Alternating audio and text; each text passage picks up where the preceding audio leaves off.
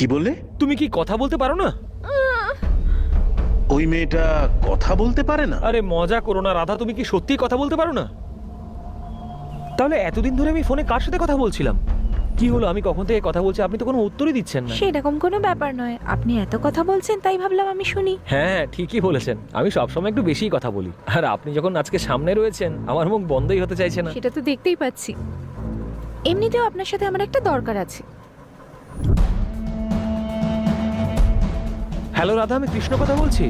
হ্যাঁ কৃষ্ণ, বলুন। কি করছেন আপনি? কাজে যাওয়ার জন্য প্রস্তুত হচ্ছেন নিশ্চয়ই। গেস করুন।